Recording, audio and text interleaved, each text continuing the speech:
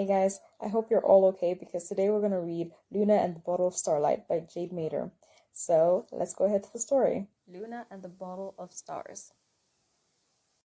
One day, by the side of the road, Luna found a bottle of starlight. It shimmered and glistened in pinpricks of light and whispering glimmers. It was smoky blue and beautiful. Luna leaned over. She wanted to see it more closely. But when she tried to pick up the bottle, it slipped from her fingers and smashed. With a wild giggle, the stars streaked from the glass and escaped into the sky. Luna cried and leapt as she tried to catch the stars. They laughed at her from their places so high in the air. From above, Luna's dancing made her look like an angry little ant. They knew she couldn't reach them, and they were happy to be free. For the stars had been so long in the bottle that the air around them felt cool and wide. They gleamed. It was so nice to be in that vast black universe, with space to twinkle and breathe. The bottle lay in shards of dark glass at Luna's feet. She scooped up the pieces of glass and put them in her pocket. She felt a need to hide what she had done. She didn't know who the stars belonged to, and if the owner would be angry when they found out what had happened. Perhaps, if she could catch them, she could put them in her pocket. Her glance fell upon a long vine hanging quietly from a nearby tree. Being a thrifty elf, she found it no trouble to fashion a lasso and throw it high into the air. But the lasso was lazy and limp. It plummeted to the ground in a matter of moments. Next, her eyes wandered to a giant tree. Perhaps if she leapt and caught them in her fingers, she thought, but climbing high into the limbs of the tree, she realized that she was no more airy than the vine had been. Lacking wings, she thumped into the earth like a heavy sack. The stars twinkled and the passing birds sniggered mirthfully.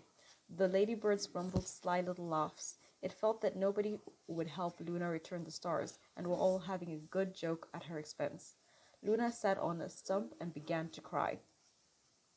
At just that moment, a tiny rabbit poked its head from the bushes and sniffed the air.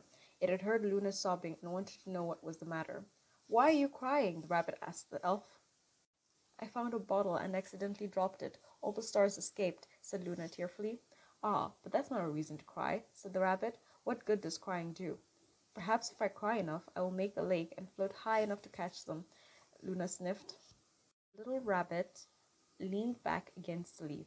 "It seems to me that there are too many," he said. "Even if you could reach them, there's just some things you can't do. You can't collect all the grains of sand on a beach. You can't drink all the water in all the sea. You will not be able to capture all those stars and put them back," he said. "Well, what am I to do?" said Luna plaintively. Then a sudden passion overtook her. She stamped her foot. "Oh, I wish I could take the time back," she said. "I wish I had never touched that bottle." "But you can't," said the rabbit, now chewing thoughtfully on a clover which he had retrieved from behind his ear. "Nothing can be taken back. Once something is, it just is. Like the wind and the sunrise, like love and loss, it just is. You can't help it. You've just got to find a new way." With her hands in her pockets, Luna could feel the sharp shards of glass pressing into her fingers. "Well, what am I to do with this bottle?" she asked at last. "It's all broken. It won't work anymore." But the clever rabbit just twitched its nose, nodded goodbye, and disappeared into the bushes. Luna was alone. Only those mocking stars glittered above her.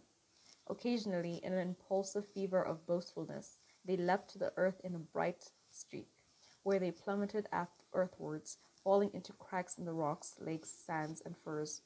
But that is another story. In the present, Luna sat on the mossy ground and took the shards from her pocket. She laid them in the shape of the bottle, but they would no longer take the shape they had once had. So she began to play with them. Soon she found that she could make a skyscraper, a window, a puddle. When she fashioned them into the shape of a mirror, something magical happened. A high, pure note sounded from the glass. Then, from the bushes all around, a small army of snails emerged, their shells shining, and they weaved and slid over the surface. Their slime was an enchanted kind that glued the pieces together. The bottle was a bottle, but it was also now a magical mirror, shining and perfect, with only small cracks to show that it had once been a bottle that held the stars. When Luna picked it up to look at it, something marvelous happened. She suddenly saw all the stars reflected in it, but close enough that she could touch them. The mirror let her touch the stars. Stars giggled and spun, the heavens revolved. It happened high above, and it happened in the magical mirror held in Luna's hand. Something had broken, but something beautiful had happened. The stars were free, and the light was everywhere, and Luna held the reflection of the entire universe within her hands. I hope you all enjoyed the story. Now, let me summarize everything a little bit. So, Luna drops the bottle, and this releases the stars back into the sky. And then she frantically moves around trying to get all the stars back into the bottle. But then there comes a point when she realizes that she can't do it, that, the task is impossible. In your own life, have you ever had a moment where you figured out that something was impossible or that there were some things that you couldn't change? How did you handle the situation? Yeah, so tell me a little bit about that. You can draw a picture, you can write a poem, or you can just write a simple comment down below. Thank you for joining me today, and I can't wait to hear back from you.